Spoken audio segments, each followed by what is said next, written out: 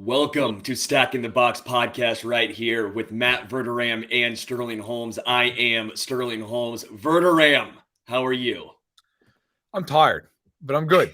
I'm excited to talk ball. I was up till about 2:00 in the morning, getting stuff done, wrapping everything up, doing the podcast, doing some radio stuff, doing some writing stuff. So a little tired, but overall surviving. How are you? Good, same. Only two. Seems kind of early. That's usually about the end of my Sunday nights. So I like to get to bed a little earlier on Monday night. Didn't happen. But look, in the end, we have a lot to talk about. At least it was an entertaining game. At least it was not one of these games you sat up and like, who cares? A lot to get to. Yeah, surprisingly, I didn't crack open a book to try and go to bed after this game. I was too wired. So let's get into it. Monday Night Football, Raiders at Arrowhead. Chiefs come away with a victory, 30-29. First off, what was your initial takeaways from this game? That Carl Jeffers and his crew probably don't need to work another game. I think we're good. I think, look, Chiefs fans and Raiders fans, I think after last night can agree on three things. They hate the Broncos. They dislike the Chargers. And Carl Jeffers and his crew never need to work another football game for the rest of their lives. I mean, that game, look, everybody's going to focus on the Chris Jones penalty. And, look, rightfully so. Of all the calls, that was the most egregious. The Raiders have their own cases for some things in that game that were ridiculous. Okay, you could argue the Devante Adams catch. I know you and I actually both believe it should have been called the catch. I know by the letter of the law, it's probably not. So, I don't know. I mean, you do with that what you will. I thought the holding call on the Raiders on that field goal attempt was a stretch, to say the least. But then also there was a hold on Chris Jones that was like WWE would have blushed and just no call. Like it was one of those penalties. I believe it was the left guard who, like, if they had thrown the flag, the left guard would have been like, that seems fair enough, right? Like, it was so blatantly obvious, and they just didn't call it. It had to be the worst officiated game, as Mike in Sweden says in the chat, I have ever seen in my life. Has to be. I mean, very rare is a game where both teams feel completely screwed by the officials. That game checked every box. So that was my initial reaction. And even some of the pass interference calls, where you're just sitting here going, you're rewarding the quarterback for having a noodle arm, for underthrowing guys. Right. It was just frustrating on both sides. But I will say this. I don't think Carl Jeffers wants to go back to Arrowhead either. That dude sounded like a 12-year-old who's going through puberty. I mean, he picked up the flag because he goes, I'm going to have a riot. For a block in the back. Yeah, that was rough, man. I was laughing when that happened in real time. I tell you, we were talking about before the show. We were both trying to figure this out. The Chiefs, after that Chris Jones penalty, they were called for two penalties, and both of which were before the snap, and you had to call them. That was it. Like, I tweeted it, but I really believe this. Like, very, very rarely does a crowd genuinely, truly impact the game. Like, yes, you can get a false start or delay a game, and that if you're a crowd and you're a home crowd, you feel great about that, and you should. But last night was one of the few games I genuinely feel like it affected the officials in that game. Like, the second half of that game, I don't think they wanted to call a penalty at Kansas City. I really feel that way. Like, you could see and you could hear Jeffers. He wanted no part of that. He had to be – somebody reported that before halftime, they needed the police around him to get him to the locker room. I mean, that was a wild scene. A wild scene last night. And, like, you know what? I do think that crowd – I think the best thing that happened to the Chiefs in that game was that penalty to Chris Jones. As weird as that sounds, though, it's the best thing that happened to him. It pissed them off. It woke them up. It woke the whole crowd up. That game was bonkers last night. And I think really, in a lot of ways, as bad as the call was, I think it helped Kansas City long term.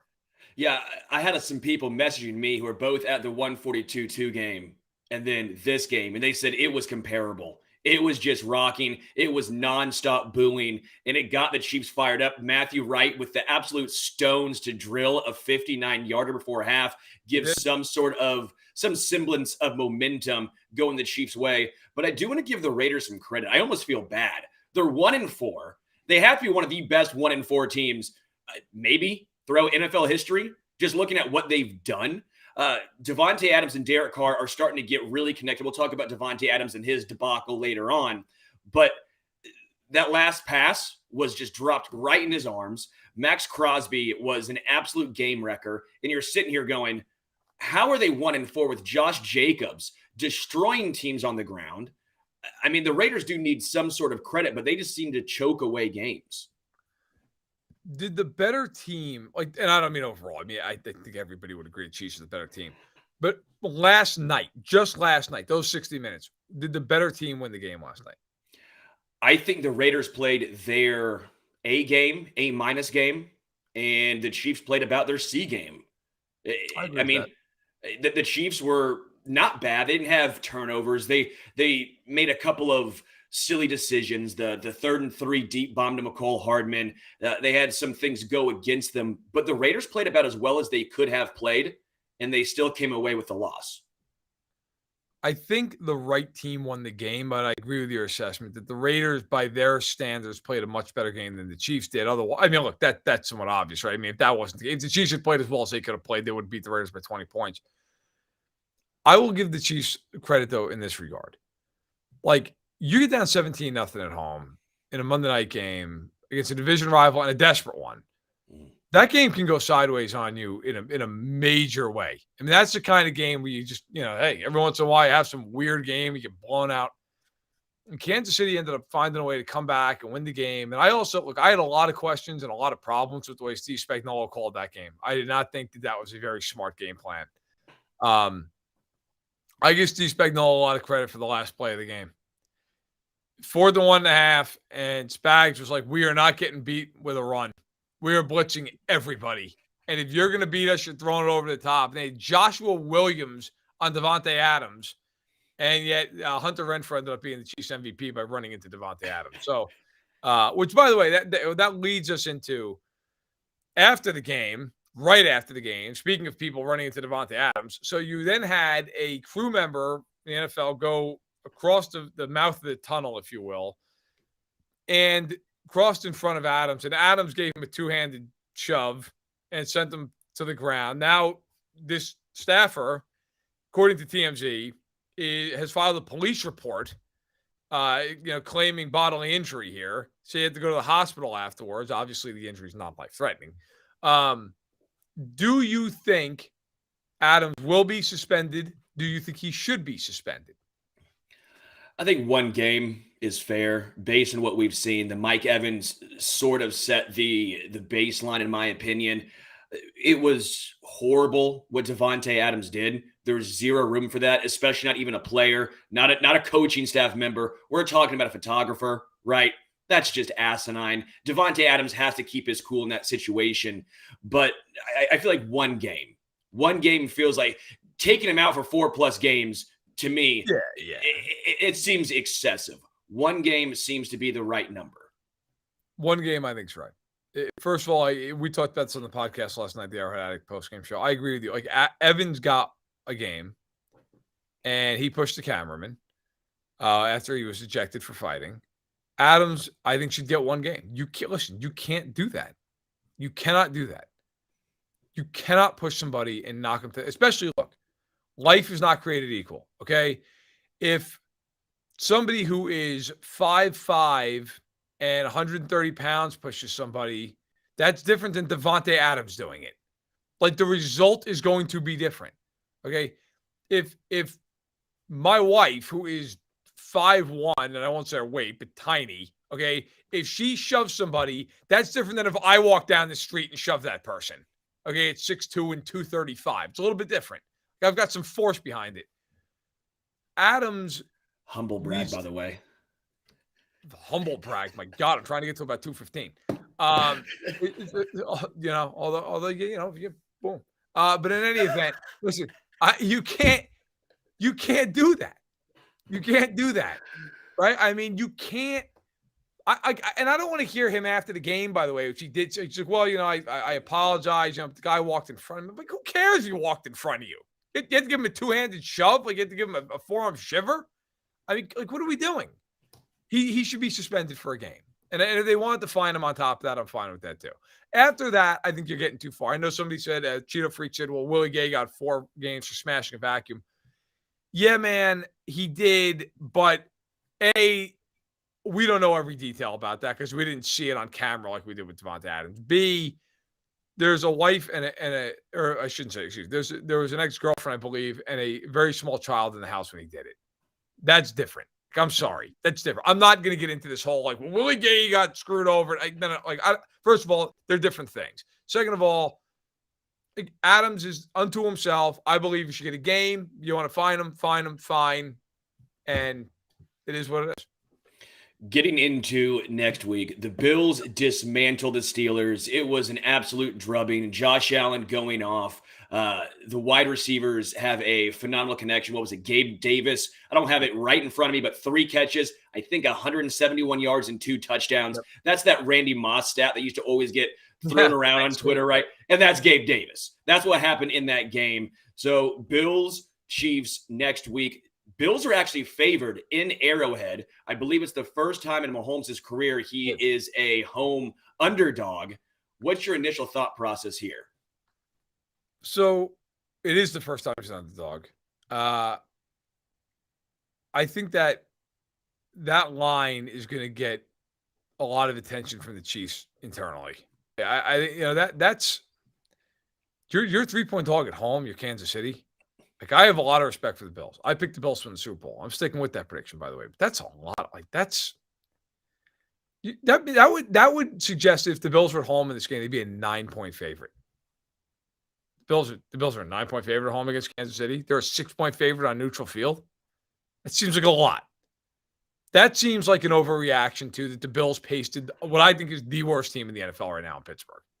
Okay, Pittsburgh is 32 on my power rankings. Pittsburgh is awful. The 2 weeks prior to that, the Bills were down 20-3 to Baltimore. Give them credit, came back. They won the game 23-20, and then lost to Miami. I think the Bills are really good. I do not think the Bills should be favored in this game. I think this game should basically be a pick 'em. I think it should be a coin toss of a game. For me, this game's really easy to break down. If the Chiefs tackles block the way they did last night, the Chiefs are going to get smoked. If the Chiefs tackles block the way they blocked against Tampa, I think the Chiefs will win the game. Because the one thing in this game, Buffalo's secondary is really beat up. And they've not been challenged very much. I mean, think about who they've played this year. The Rams have no offense. The Titans have no offense. The Steelers have absolutely no offense. Baltimore has an offense, but not a passing offense. They're not a team that's going to beat you through the air. And then the Dolphins, look, they have great receivers. The quarterback's average. This is the first time, and by the way, none of those teams can block anybody with the exception to some extent of Baltimore. This is the first time now where you're getting a real offensive line and you're getting real passing weapons with a top-tier quarterback against Buffalo. I think if the Chiefs block in this game, I think the Chiefs are going to throw for a lot of yards and are going to score a lot of points. My question is, I don't know if they can block on the edges. If they can block, I think they will roll up 30-plus points. But I think that's what the game is to me. I really do. I think that is going to determine who wins and loses to a large extent. Yeah, and I don't want to just say, though, Buffalo hasn't played anyone because you play who's on your schedule. I mean, that end of the day, that's what it is. Same things with the Eagles. It's like, what do you want them to do? You want them to lose? You want them to not destroy these teams? I mean, they destroyed and dismantled the Steelers. That is what you're supposed to do. Yep. I mean, the Chiefs lost to the Colts, which we have to take a step back and say, wow, that was a massive loss. The Bills dominated against the Miami Dolphins and found a way to lose that game. I do think the Bills right now are the best team in the NFL. I don't think it's, as drastic. If Buffalo played in Buffalo, they would not be 9-point home favorites. Let's be real here. I know the thought process and the mathematics that goes behind this, but I don't think it's 9 points if they played in Buffalo. I don't have a major issue with 2.5? 3. 3 now. I mean, again, I wouldn't take it personally, but I can see where Vegas is coming from.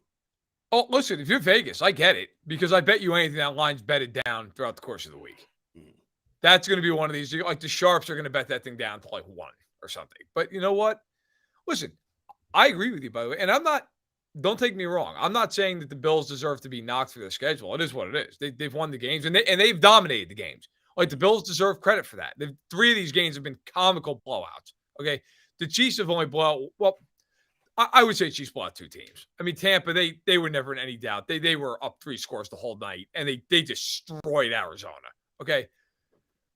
My argument is not that the Bills deserve any knocks, because they don't. The Bills have been awesome. My knock is, or excuse me, not my knock. My argument is I don't think the Bills defensively have played a team like Kansas City. And if the Chiefs can block, I think they can take advantage of a weakness that other teams have not been able to take advantage of. Tre'Davious White is not there. Micah Hyde is not there. They are beat up. Kyer Elam, for being a first-round pick, has barely been able to get on the field. My point is Tennessee's not going to take advantage of that. Pittsburgh's not taking advantage of that. The Rams, I thought, might be able to at the beginning of the year. Clearly, their offense is in tatters. The Chiefs can take advantage of that if they can block. That is my point. So I think with Kansas City, the other thing is, too, these are not divisional games with the Chiefs and the Bills, but it feels like it. They see each other so often. They know each other. It's a funny thing because I feel like the Bills have the motivation in this game, right? 13 seconds and all that shit, right? Everything. The Bills are going to come out like a house of fire. I think this line gives the Chiefs a lot of motivation because Mahomes is going to see it. He's going to. And you and I both know one thing about Andy Reid. They will have their A script in this game.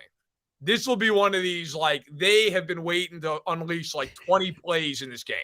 So I think it's going to be a great game. I don't blame Vegas for favoring Buffalo. Buffalo has been the best team in football. I agree with you through 5 weeks. But I don't think the gap is very large at all if there is a gap between Kansas City and Buffalo. I think it's going to be a great game. Yeah, we'll talk about it more, obviously, as we get closer to this game. But the main takeaway, I completely agree, got to be the tackles. Orlando Brown Jr. cannot perform like he did against the Raiders. Andrew Wiley had a great second half against the Raiders. Give the dude credit. He stepped up. But that first half, Max Crosby was working him over. That cannot happen. Hopefully, Trey Smith coming back can shore up the offensive line for Kansas City. Let's look into the future. Number one, who is the second best coach in the AFC West? I had to throw this on the run there because I was thinking about this. And it really, I really thought about it for a good 5 minutes when I was at the gym earlier, which is probably not the best way to work out. Humble brag again. No. Dude, you're just talking about, okay, Popeye, come on now. Popeye. Yeah, Popeye. Yeah. It's emasculating when you go to the gym and you do a bench press and you feel pretty good about it. And then you go to unrack the weights and the next guy comes up. He's like, no, it's cool. Just leave it on. Throws on some 45s on the side, too. He's going to warm up with what I just maxed out. And you're like, all right. Yeah. I'm going to go on the bike now. So, yeah, it was a shame. But I was thinking about this. I think the obvious answer would be Staley. But I really thought about it more. So here's what I've gotten to. It cannot be Hackett. That much we know, right? Hackett's the 8th best coach in the division. So that leaves you with, it's got to obviously be, if you have Andy as number one, I think everybody does, you'd have McDaniels or you'd have Staley. And I think Josh McDaniels is not a good head coach by any stretch of the imagination. The man is 6-21 in his last 27 games as a head coach. I think I would take him over Brendan Staley. Did you see the Chargers-Browns game? Mm-hmm. That decision to go for it. And if I had to listen to one more person, so help me God with analytics. No, it's actually the right decision on 4th and 2 from your own 45, up by 2. Has anyone seen Jacoby Brissett play football? Has anyone seen the Browns? You punt the ball there and you make the Browns go, what would it, 50 yards, 55 yards to kick a field goal instead of having to go 10. Okay. But the Chargers, relentlessly the Chargers until the end of time, we're like, no, we're good. We're going to go for it. And Eckler, who's averaging, no exaggeration, 10 yards a carry, doesn't get the ball when they need 3 feet so they can throw some quick skinny post to Mike Williams. The ball gets knocked away. They're bailed out because Cade York stinks and misses 2 field goals. Look, I think it's got to be Josh McDaniels. If you said bet on your life, pick one of these 2 coaches, I think it's him. But, man, the AFC West, the coaching is just brutal. I'm going to go with Staley at number 2. It's Okay. for sure not Hackett. McDaniels has not shown me enough. The thing with Staley, I understand he gets knocked a lot for the analytical approach, for being extremely aggressive, but we also have to remember that game against the Chiefs last year, where the tight end, was it Darnell Parham, knocked himself out on that play. I mean, that was a touchdown. But then people complained because it wasn't a touchdown, because that's a great play call. That was a good play call, good execution. I mean, that's not on him. Even in this game, I don't necessarily completely disagree with going for it in that situation. I would have punted it, but you can make the case for going for it. It was a horrible play call. You're right. Give the ball to Eckler. Or you have Justin Herbert, don't have only one option to go to on that play. He was forced to go to, I believe it was Mike Williams in that situation, because that was the only guy who was running that route. He was forced to throw there. Let Herbert do what he does best. I don't necessarily have a major issue with Staley. I think he will get better with time in the NFL. I think the aggressive nature he possesses will behoove him as his career goes on as a head coach. I didn't hear anyone complaining when they beat the Chiefs last year, the first game. Remember when they were very analytical going for it? No one said a word. It's only when it doesn't work. I get it. It's a results-oriented business, but come on. You know what? And our producer, Sean Daly, does a great job, by the way. Thank you, Sean. Says he's overrated because he gives good sound bites. I completely agree with that. The media loves him because he just goes up and he says all these cute things in a press conference. Now, that being said, I don't have any problem being aggressive. I like aggressive coaching. There's a difference between aggressive and arrogance, I think, sometimes. And that 4th down, I don't mind it against the Chiefs because you have Mahomes on the other sideline. I get it. I totally get it. If you're playing Kansas City, I understand where you're like, man, we're not giving them the ball back. I get it. It's Jacoby Brissett.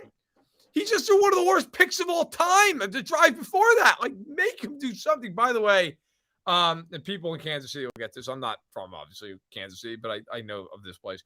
Worlds of Fun tweeted out that they have permanently banned Devante Adams.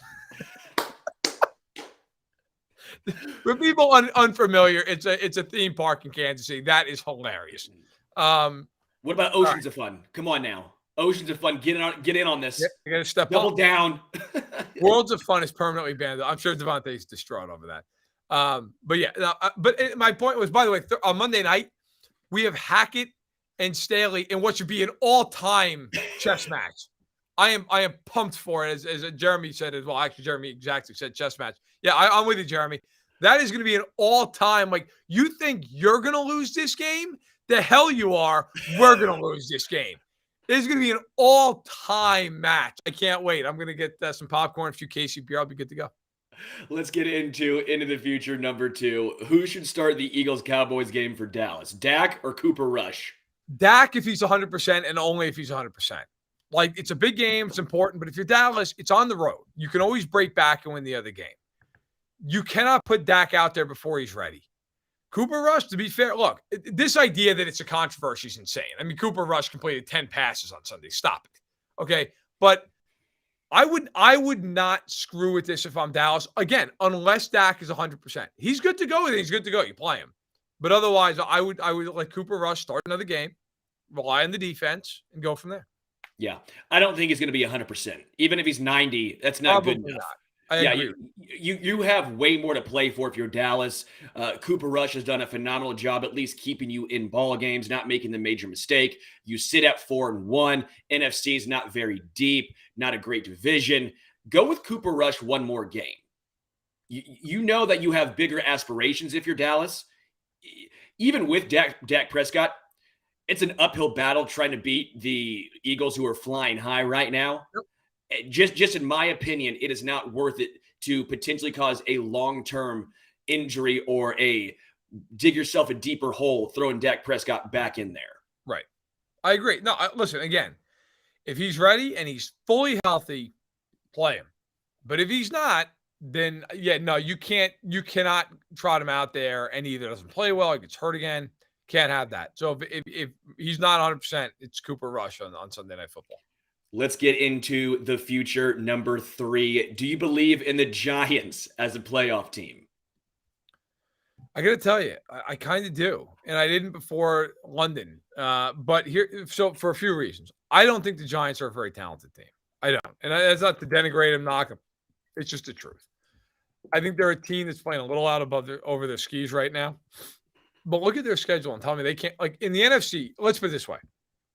Do you think 9 wins get you to the playoffs in the NFC? Yes, I do. I do too. Okay. So here are some games I think they either could win or should win. The Texans at home, the Lions at home, Washington at home, the Colts at home, Washington on the road. They get the Seahawks on the road. They get Jacksonville on the road. I mean, you're telling me they can't win 5 of those games? I did this myself. They're playoff. I had them at 8 wins and just missing out because of the schedule. Brian Daboll deserves a lot of credit. I don't think this has been one year where we could probably say head coaching has made such a difference. You can point to certain teams, Jacksonville stepping up, the Giants stepping up, the Jets to an extent, not being a complete dumpster fire. And then you look at teams who should have been good, who are disaster, whether that is the Raiders, the Denver Broncos, to an extent, the Chargers. Head coaching makes a difference. West outside of Kansas City. Yes. But Daniel Jones, at the end of the day, is the quarterback.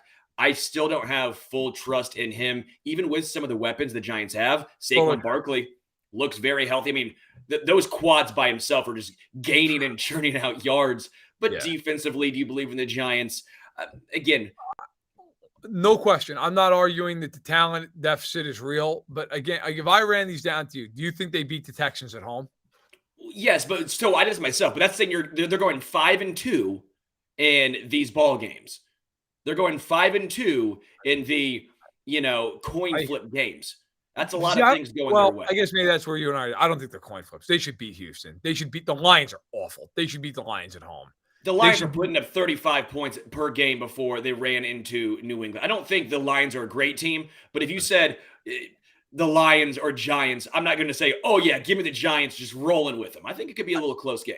Fair, but the Lions also giving up about 50 a game. So, I mean, that's also a problem. I mean, the Eagles at home, look, that's a tough game, obviously. Dallas on the road, I don't expect them to win either of those games, or the Eagles on the road, of course.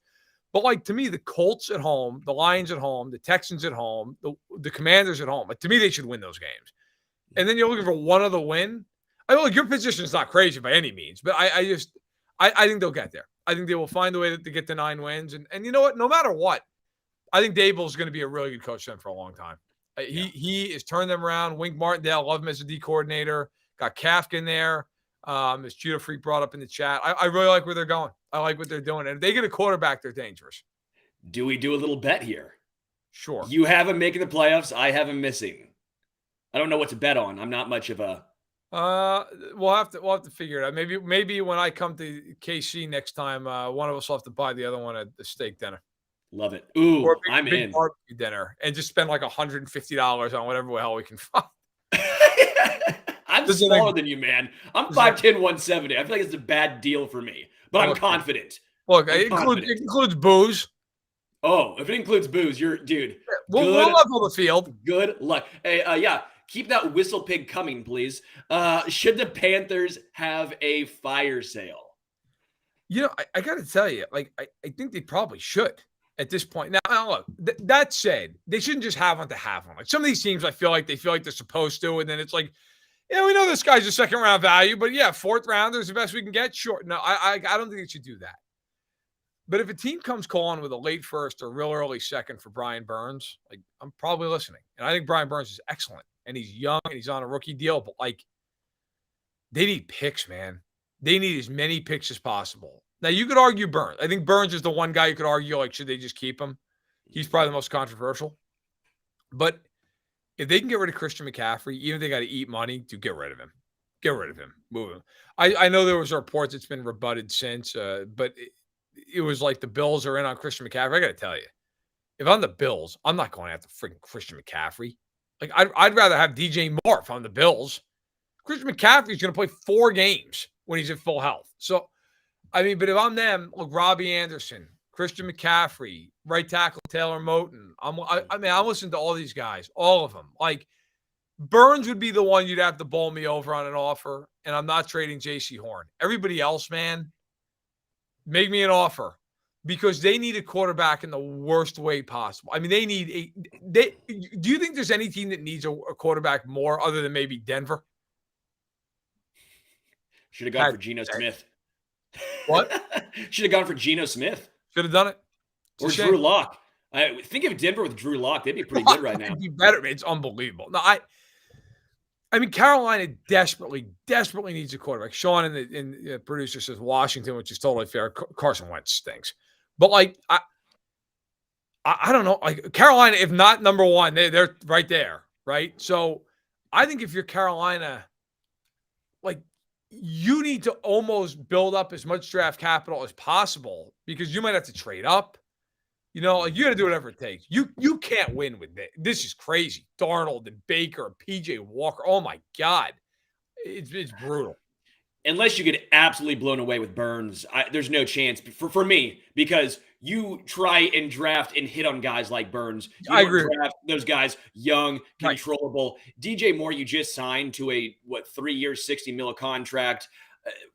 Based on wide receiver numbers right now, you might as well keep him. That's relatively cheap for a youngish, very talented wide receiver. But again, if you get blown away, you do need to do that. But they might get the number one draft pick anyways. If that's the case, there's your quarterback.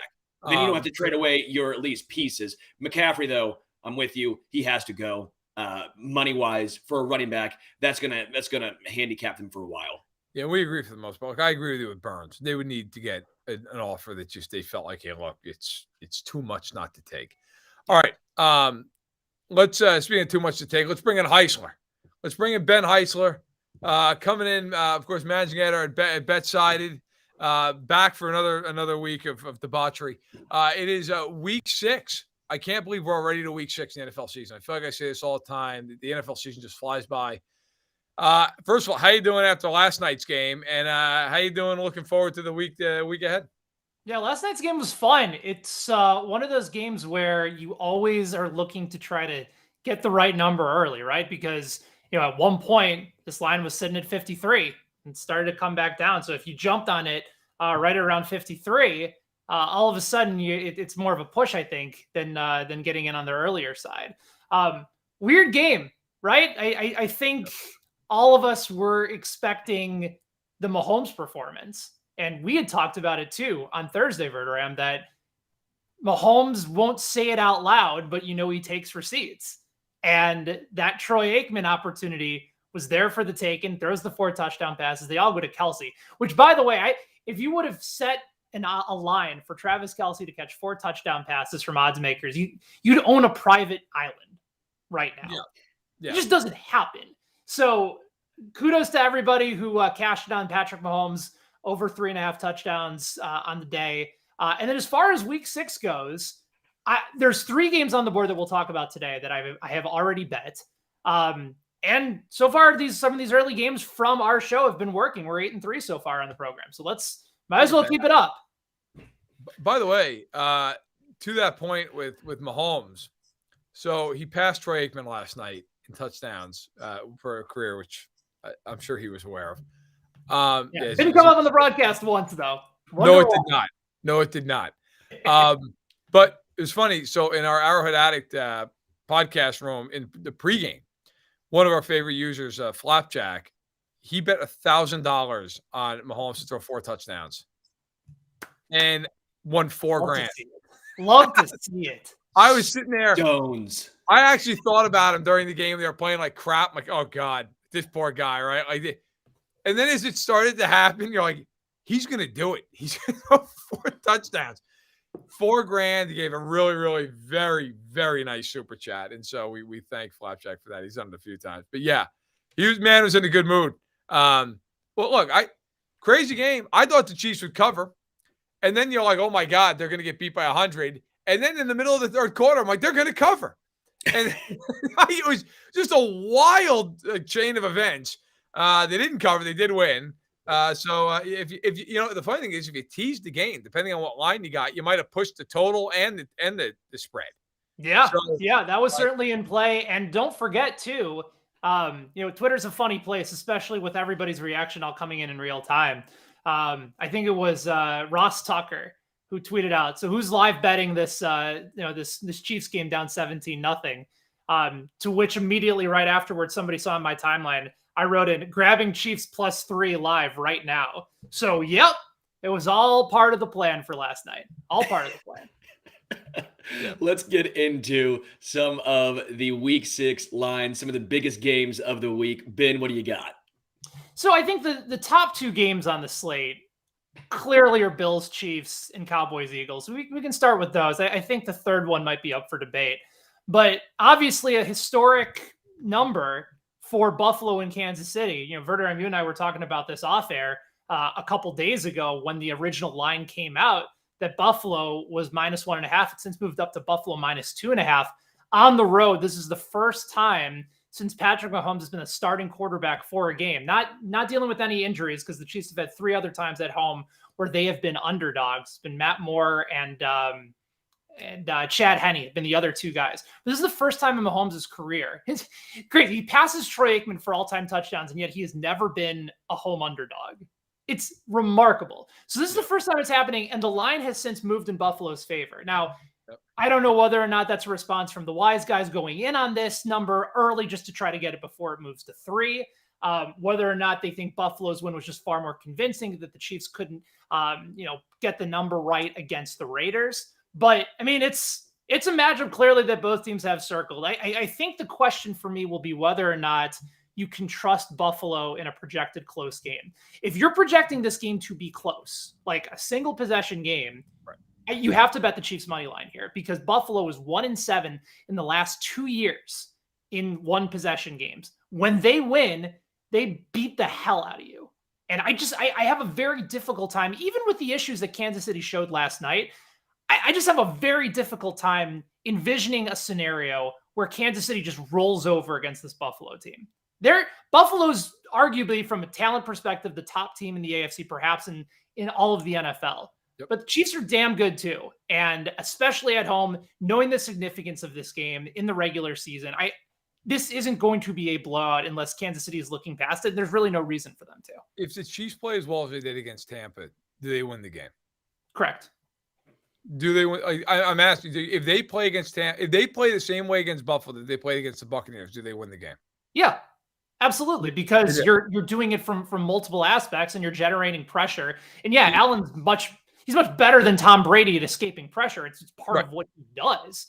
But yeah, absolutely, because it tells me that you're generating pressure, you're forcing turnovers, you're running the ball well. You're just balanced in every single aspect. Like, it was a bit concerning for me to see the Chiefs with the number 1 rushing defense in the NFL get run over last night by Josh Jacobs and company. Yeah. Is it a one game? Is it a one-off? I'm not sure. Right. But that's going to be something that I think you're going to need to pay attention to, even though Buffalo is very much a vertical team. Right, they're not going to run the ball. Yeah. No, but Allen could. Oh, Allen will for sure. That's what I'm saying. Yeah, if you can't stop Allen. Right. Devin Singletary's not getting 25 touches. Look, my you know what? But the reason I asked if that question, if they play as well as they played against Tampa, do they win on Sunday? My point is, I think everybody's going to look at this pass game and go, "What, geez, if they play like that against the Bills, the way they play against." Yeah, but that stuff, the NFL is a week-to-week deal. It really is. Like, momentum matters in the sense of, like, if you've won 3, 4, 5 in a row, I think that confidence carries over. Yeah, these two teams are confident. I don't think either one of these teams is lacking for confidence. I don't give a shit that the Chiefs played the way they played against the Raiders. They beat them.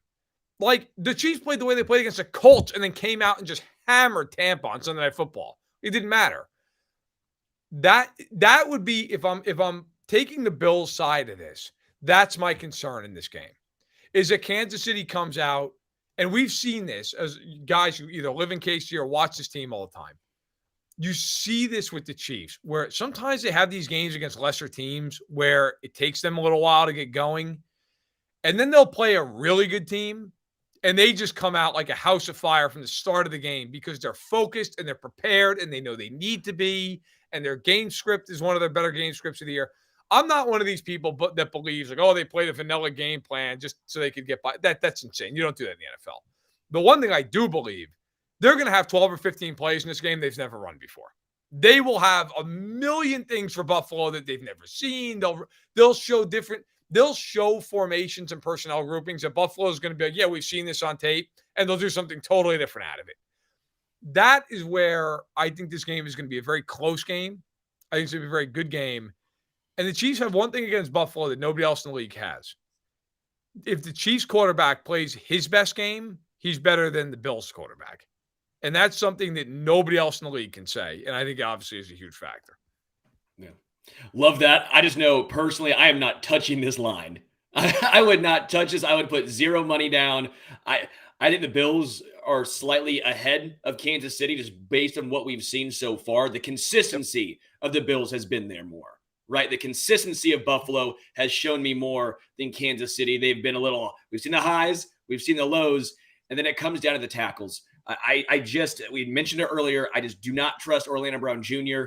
Or Andrew Wiley. He's fine, but I just can't trust those two guys. And Buffalo, if they get pressure, that negates the lack of talent in the secondary, at least based on injuries for Buffalo. That's fair. Yeah, I think both of those lines are compelling. I'll give you a way, I think, where you can look at Kansas City's line and feel confident about it when we go over our picks for a little bit later on. But to that point, like, there were aspects of the Chiefs game that were exposed, and they're playing on a short week. So that is something that absolutely needs to be considered heading into this matchup as well. Other game, obviously, that is at the top of the list, Dallas and Philadelphia. Philly right now, 4.5-point favorite at most sports books against the Cowboys. Dallas, kind of like last year, where they started off like gangbusters covering the spread and becoming, even more of a public darling. They're doing it with Cooper Rush. He's continued to be undefeated in his role as the Cowboys starter, filling in for Dak Prescott. I know that there have been some initial reports that Prescott could play. I don't think they're going to force him back in, especially with the way that they have been playing. Make sure he's 100% healthy, then ease him back in that game against the Lions. That makes all the sense in the world to me. I will say this, if you're looking from sort of an outlook and a futures perspective, and I don't think I can pull the trigger on it because I still think he's a clown. But if you want to get some big odds on Mike McCarthy for Coach of the Year. Oh, no, stop it. Stop it. If they go on the road and beat the undefeated Eagles, and Cooper Rush goes to 6-0, 5-0 this year as the Cowboys starter, he will go probably right near the top of the list from wherever he's at, 18-1, 20-1 right now. It's purely a value play. And I might throw up all over myself the moment I hit submit because it goes against everything I believe in. But again, you're not betting a team, you're betting a number, and the number might move on Mike McCarthy this week. Oh my God. Throw 5 on it. Come on, Ben. We're the Stones. Come on, baby. The Stones are going to go from where they are now, just like right up into my stomach because I'm just going to be punching myself for making that bet. It's a lot of self-hate. But I understand. Listen, I'm going to take the points in this game. It's a divisional game. We just saw last night a divisional game that everybody was like, the Chiefs are going to win this game by 3 scores. And then the game starts, like, the Chiefs are down by 3 scores. And it's just a crap fest all the way to the end. I think the Eagles are going to win the game. But Dallas's defense is really good. And when you have a defense like that, you're going to hang around in games. 4.5 points is a lot of points for two good teams.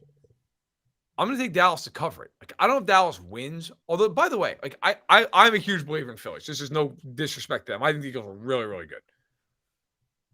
This is the best team the Eagles have played by a mile. Like, not even close. Think about who they've played to this point, okay? Jacksonville, Washington. They've played Detroit. They've played Arizona. Like, Dallas is easily the best team that they've seen. So Minnesota, you want to make the argument Minnesota? I think Dallas better than Minnesota. This is, to me, a test. Now, I think Philly will win, but I think that Dallas will cover the 4.5. It is a lot of points, and your point about the Raiders and Chiefs divisional game makes a lot of sense. I just think eventually, I don't want to keep betting on Cooper Rush. If it's Dak Prescott, sure. But Cooper Rush, he's been fine. Eagles defense is outstanding. You can't play that conservative against Philly and expect to score points. It's going to be a difficult battle for them. I don't see how Dallas scores. The run defense for the Eagles, very solid. And then Jalen Hurts has gained so much with his arm. I trust him now with his arm as I do with his legs. I think Philly wins by more than 4.5, personally. This is an interesting line because it's very split. FanDuel right now has it at 5.5. There's other books that have it at 4.5. So you could theoretically try to middle this game if you want. But a kind of a strange back and forth line with where bettors want to go on this one. I will say this. Philly and Baltimore, two of the best first half teams in football. Eagles have had some issues in the second half. So if you're looking for another theoretical play, maybe look at the Eagles -2.5, -2. If you want to even take it at -3, I won't hate you for it. In the first half of this game would probably be where I'm leaning, at least right now, because that's been a team that has just, you can't stop them in the first half right now. And then they kind of just ease up. Teams could hang around like the Cowboys. Again, good defense. And they're going to make adjustments too. What's that? Does it concern you about Philadelphia the second half? Their offense just completely disappears. Yeah, it does. But I also think it's a good game. It's a good opportunity to make sure that you're taking advantage of the first half too. There's far too many times where I think coaches save some of their best stuff for later on in the game. Nick Sirianni isn't doing that. He's saying we're going to go and build ourselves a lead and rely on our defense to get stops. But the offense needs to be much better in the second half if we're going to be looking at this team as the legitimate consensus favorite to represent the NFC in the Super Bowl. It's my only concern about him right now, because I just feel like at some point you're going to have a game where your script just doesn't work, and you don't get up, you're down 10 points, you're like, then what? That's been, look, and this is true, by the way. You could do this with every team in the league. Like, there's something you could point to, right? Like, I think Buffalo secondary it's beat up. It hasn't been great, but it hasn't been tested because they get a ton of pressure. The Chiefs, I think we saw last night, like that run defense. Like, if you got ahead of them, could you pound on them a little bit? You could run the ball on them. Philadelphia has been ahead of everybody. If they just get out to these leads, like, what happens when they don't? What happens now? Now, to be fair, that happened in the Jacksonville game, and the Eagles were able to respond, right? So you want to say that that's fine. That Jacksonville, I don't think is that good, but the point still remains. Hey, fair enough, right? I mean, they were able to come back. I'm curious against a decent team. Like, if they get behind against a good team, can that offense in the second half fire back? I think they can. I think they would, but it's just something to watch since they've been so mediocre in the second half of these games. By the way, speaking of good defenses in the second half, Buffalo at the top of the list as far as points allowed in the second half. Right? What's that? They've only given up like 7 points in the second half of all these games combined, right? Mm-hmm. Buffalo's at the top, followed by Cincinnati.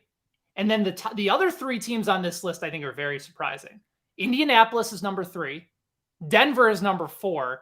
And the Chicago damn Bears, number 5 on that list. I will say this about Chicago, because this is all we're going to give them credit for this week, and all we're going to talk about them for this week.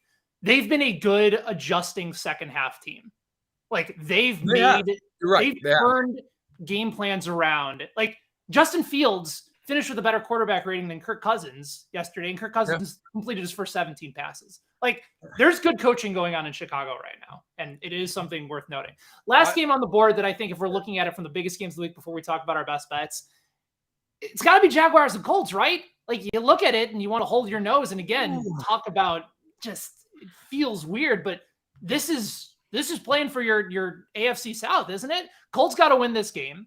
Otherwise, they get swept by Jacksonville. That gives them a decisive advantage playing for the division a little bit later on. And I've told this stat before. I'm going to write about it over at BetSided a little bit later. Indianapolis under Frank Reich has won from game 6 on 64% of the time. In weeks 1 through 5 in his career, he's below 40%. It takes, for whatever reason, with all the different quarterbacks that he's had to churn through, the first 5 weeks of the season for them to really start to figure shit out. Again, I don't think it's going to look like gangbusters. Matt Ryan is still old. No, it will not. Plenty of flaws, and the Colts offensive line is nowhere near the level that it's been before. But you get Shaquille Leonard back, right? You get Jonathan Taylor likely back. The offense, I think, will look better because you're not going to get shut out again by Jacksonville, who just lost at home to the Houston Texans. Like, there's flaws there. Just for the comedic value, I want to see him get shut out again by Jacksonville. Yeah, I mean, all right. What is the worst movie you've ever seen? Napoleon Dynamite. Okay. Wow. Sterling is beyond defensive. Wow. It's a terrible movie. But it was supposed to be a terrible movie. That's what makes it. It's like saying Pootie Tang's not great. Pootie Tang's a great movie, but it was made to be like that. Come on. I couldn't get through it. And even though I knew what it was going in, it was a disaster. Well, this is the Napoleon Dynamite of games then, because this is, you could let's make some sweet moolah with Uncle Rico and take the Colts. Literally, by the way, I would take the Colts for the record. FanSided couldn't pay me enough to sit down and watch this game. Like I watch just about every, like I will watch whatever it is, 4 or 5 games on Sunday, and then I'll go back and I'll watch another 5 or 6 games on Game Pass throughout the week. This will not be one of them. This game is offensive to every sense, and that's all I have to say about it. Give me the Colts. I feel dirty. I don't like talking about this. This is stink bin. I hate this, but give me the Colts. This is a bad game. Not 13-6. That was the Jags and Houston Texans game, right? 13-6. Yeah. Feels like that's what this is going to be. Offense is going to come at a premium here. Yeah, it's the corner TV game at the sports book that the degenerate is heavily gambling on. And honestly, that's going to be me. I like the fact that Jeremy weighs in is asking, well, if this is the Napoleon Dynamite or the worst movie, what is Commanders and Bears? Is that what Gigli maybe? Is that the Gigli of Thursday Night Football? Games. Oh my God. I thought about Zohan has to be in there too, by the way. That movie's just horrible. I thought about taking Maisie to this Bears Commanders game because she's really getting into football. Like, she's really into it. She was furious. She had to go to bed last night at halftime of the Chiefs game. And so she's like, you better record that game so I can watch the second half. I'm like, okay, I will. So we're going to watch it tonight. But I was like, you know what? It'd be kind of cool. Like, she really wants to go to Arrowhead and see a game. And I'm like, look, I'll take you next year. But like right now, whatever, we're not going to be able to do this. Like, I got to figure out work and everything else. So I thought about Michael. Sure, I'm off Thursday night, so I could take her to the game, and it'd be something where I'm not screaming at the game. We can just sit back and enjoy it. Like, the Bears have the audacity to charge $100 for that game ticket. $100. Who ain't got anybody who's paying that? Who doesn't have season tickets and is forced into it? Whoever is getting a single ticket to the Bears Commanders for $100, you should do something better for yourself. Walk right into the lake. Who in the world is there? And on top of that, parking and all this other shit they're going to hit you up for. That is an abomination. I will not give them that money. And Mason and I'll sit here. I'll watch the Raiders Chiefs again. Okay. Before I do that. That is horrible. Shame on the Bears. Yeah. Plus, if for anybody that is spending the money, maybe it's because they're concerned that this might be one of the last times they can see a Bears game in the city of Chicago before. You go 20 minutes, you're fine. I agree. It should absolutely be the right move. Okay, let's get to best bets for the week. So we kind of just talked about it. I jumped on the Colts money line on Sunday. They're minus 115 at the point. They're now minus 125, minus 130 against Jacksonville. Mentioned the stats for Frank Reich teams. They have the long week. Jacksonville got exposed in a couple of different areas. If Taylor's back, and remember, he was not 100% for this game, also didn't have Michael Pittman, missing a lot of guys on defense. Right. Colts at home at a fairly reasonable number. I prefer money line as opposed to taking the spread, but as long as you get this number, I think before 3, you're probably in good shape here. So go ahead and give me the Colts money line with our bet this week against Jacksonville. It seems like everybody's on the same page there.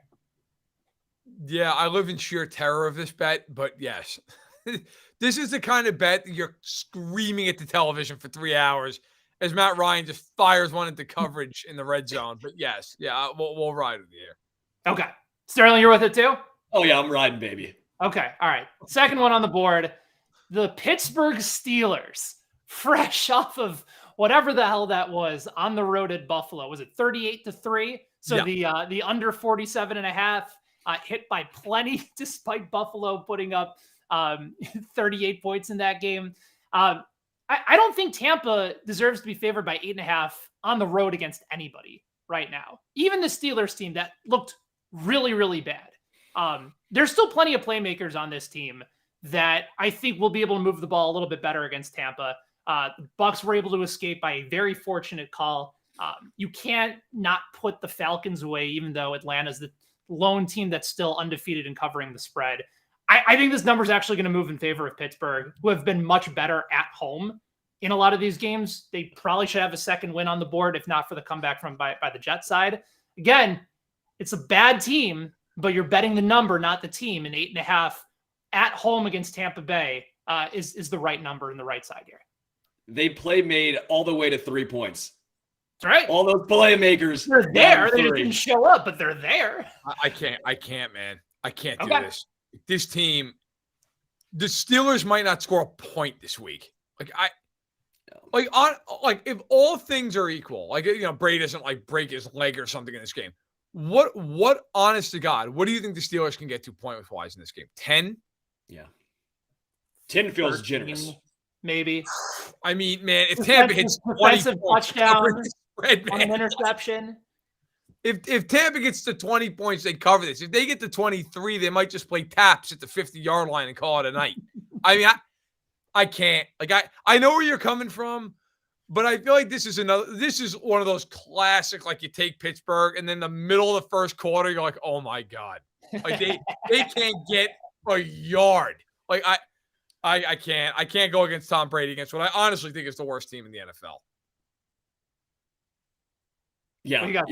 Yeah, double down. I mean, what does Buffalo do well? They get after the quarterback. The offensive line of the Steelers is horrendous. The Buccaneers front is very solid. Najee Harris has done nothing. The linebacking core for the Buccaneers is good. Yeah, the back four for the Buccaneers isn't great, but the Steelers can't take advantage of that. So it doesn't really matter. It's a wash.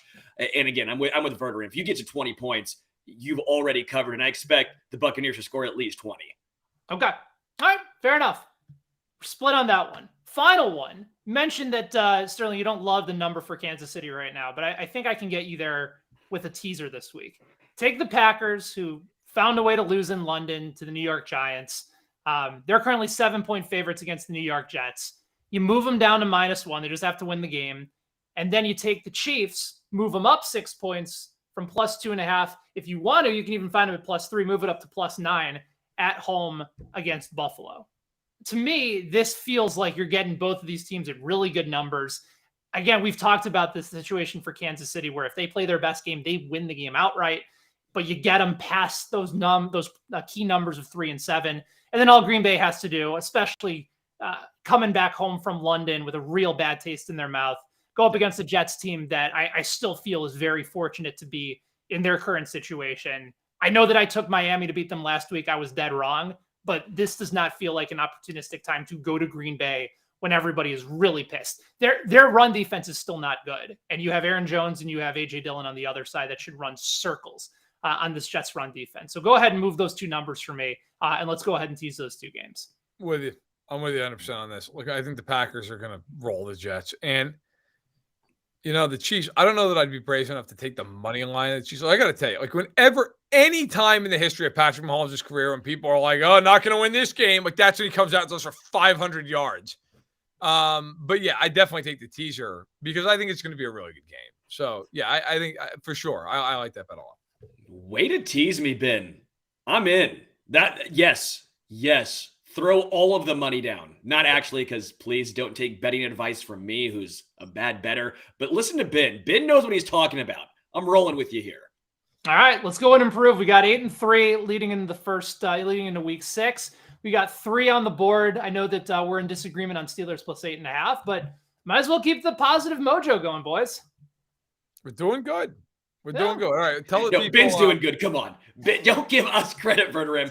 Ben's doing team good. effort here. No, we're riding and dying together. I'll take any credit I can get. I got to go on with McMillan every Sunday in the morning. My God, I got to sit there and make all these bets one by one. I can't. This week I took a bath, I'm sure. Thank God I don't actually bet money when I do these things. All right. Heisler, I know we're hitting the noon mark here at Central Time, so we're going to get going here in a minute. What do you have going on at BetSide that people should know about and check out? Yeah, so Major League Baseball postseason is underway. We've got betting previews, props, No run first inning, yes run first innings, but whatever you need as far as the postseason is concerned, that's all available at BetSided. Obviously, the Week 6 slate will have you covered as well. The Daily Read right now is live on YouTube, where Reed Wallach goes through the college football slate with special guests each week. Check that out once you're done hanging out with Matt and Sterling on Stacking the Box. And I will be on Daily Bet Slip today on YouTube and on socials at 4 p.m. Central, 5 p.m. Eastern. So make sure you guys head on over and give us a follow on Twitter at BetSided as well. Awesome. All right. Great stuff, man. Appreciate you. We'll talk to you again next week. And I'll talk to you on Thursday on the Arrowhead Addict podcast. You'll see you at 11. See you later. All right. That is Ben Heisler, who's on with us every week graciously. At this point, he's become the third host of the podcast. Appreciate him coming in, stopping by, talking betting, and hopefully winning some people some money, as God knows I'm not doing that. All right. Got to get to it. What is the thing that's going on in your life right now, Holmes? I finally won our men's league basketball championship. We were the Atlanta Braves of the 90s for so long. 8 straight sessions, 8 playoffs, no championships. Finally broke through. And I also basically busted both my calves in that game. There's a reason why I only shoot threes. I'd go up for a layup in the second half. Don't worry, I made it.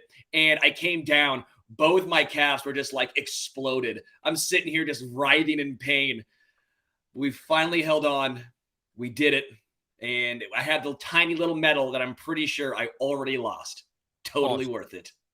Awesome. That's great. That sort of reminds me of like there was a Twitter video years ago of this woman in like a shoe store, and she's in these ridiculously high heels, and she just bites it. And like her legs twist in a way that is just ridiculous. And so somebody replied like, she just tore every single ligament that ends in a CL. It was just, I mean, it was like a baby deer falling and like legs just everywhere.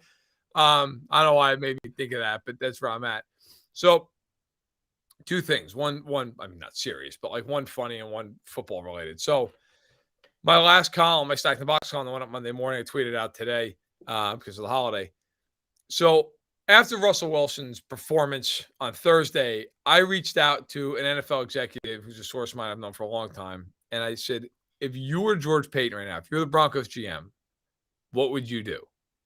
And he didn't send me back words. He sent me back a GIF of Homer Simpson retreating into a bush. It's the best response I've ever gotten from his source. Didn't say a word. Just that's all it was. And I was like, that's perfect. And then I called him. I had a good laugh, talked about it. But yeah, it was great. I led my column with that. I hope people will go check it out and read it. Like I said, it's out on Twitter. Also, so Thursday night, like I said, I debated taking Macy to the Bears game. Then I was like, oh my God, I got to watch this thing, right? Like this is my job. I got to watch this. I can't bring myself to do that. There's not enough booze in the world. And then I realized hockey's back. Thursday night, it's the Devils and the Flyers. I'm a huge Devils fan. We got them back. Some people are actually picking them to be good. Look, they're the Devils, so until they prove otherwise, they stink. But people are predicting good things. That would be great. The Flyers are predicted to be absolutely atrocious, so hopefully the Devils can get off to a good start. If there's any team in professional sports I hate more than any other, it's the Yankees and it's the Flyers. So the Devils, please beat them. It's in Philly. So you know what? That'll be what I'm watching. And then after that game's over, I'll tune into the second half of this slop fest in Chicago, and whatever the hell happens. But I am thankful for hockey. Go Devils. Let's have a good year, boys. When I was a kid, you could just pencil them into the playoffs. You could pencil them into every other year to the Stanley Cup Finals. And nowadays, I can pencil them into the basement with nothing but shame and regret. So I'm really hoping for a good year. Let's get it done. Let's get moving. Hey, I've been to a couple Flyers games, been to a couple of New Jersey Devils games. They're fun. Hockey's awesome, but you being a hockey fan is the least surprising thing I have ever heard, ever seen. It just fits your vibe, but the New Jersey Devils is slightly surprising. The fact it's not New York blows my mind. So quickly, I played hockey my whole life growing up. Like right above my desk in a major frame, I have my 2 high school jerseys framed up over. I love playing high school hockey. My favorite thing in the world that I think I've done in my life outside of having a family. And even that, less stress with hockey. But you know what? That's right. I'll take a shot at the wife and kids. I'm not about it. So, Slap shot. That's right. I'm a Devils fan. Ironically, the first year I watched hockey, they won the Stanley Cup, but I actually became a fan of them before. They had lost the year prior in a brutal goal, the Stefan Matteau goal, which if you're a hockey fan, you know what it is. And I love the Devils jerseys, the black and the red, and I love the goaltender who was a rookie at the time, Marty Brodeur, who ended up becoming arguably the greatest goaltender ever. His jersey right over the old shoulder there. And yeah, then they won the cup the next year. I'm like, I'm in. And I just love them ever since. I mean, you know, in where I grew up, you're probably a Rangers fan. But if you're not that, like, you're probably a Devils fan, because I never knew one person growing up who was an Islanders fan. Like, literally. I did not know one human being who rooted for the Islanders until I went to college and I met a handful of them. The Sabres own Western New York, Upper New York, but like where I grew up, I had a buddy of mine who was a Sabres fan. But also for me, a lot of my family's from Jersey. My uncle had season tickets to the Devils. So like kind of made it easier. Plus he just kicked ass. So it was great. But I can honestly say I got in before they won anything. So I was in on the ground floor. Sure. But then 10 years of just abject bullshit has just dragged me down. It's been a lot of pain. Verderame, not only a Jersey hockey fan, but a Jersey Shore fan. I need to see you on the beach out there in Jersey Shore. I would not even be that surprised if you had Verderame tattooed on the back of your back. I do not. I am tattoo free. But one of these days I'll get a hilarious tattoo for the fun of it. We can close on this. Have I ever told you the story about my actual like personal connection to Jersey Shore? No. So when I was in college, my senior year, the summer before my senior year, I was an intern with the Hudson Valley Renegades, who at the time were a short season single A affiliate of the Tampa Bay Rays. Now they're affiliate of the Yankees. And so I worked at the stadium, and this woman was, I believe she was a ticket taker. I think that's what she did. She was very excited about the show, and came to find out, like, she was the mother of one of the castmates.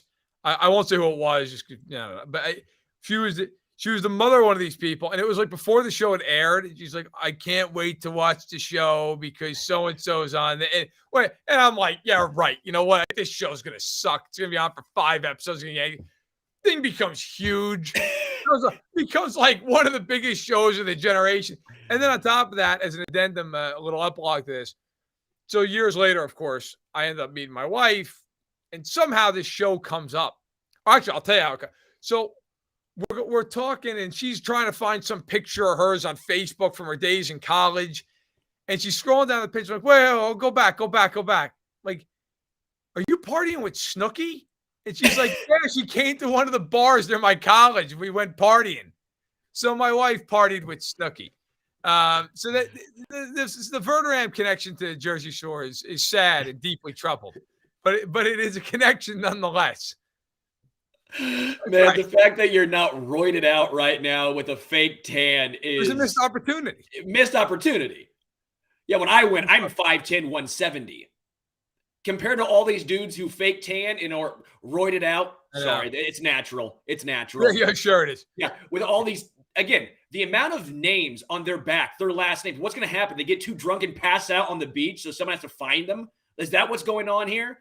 I did not fit in. Not Jersey Shore was fun. Not for me. After this show, stick around. I'll tell you a story. I really can't tell on air, but those people are disasters. But they were fun to watch. What a train wreck. That was Matt the Situation Verderame. I am Sterling Holmes. This was Stack in the Box podcast. We are out.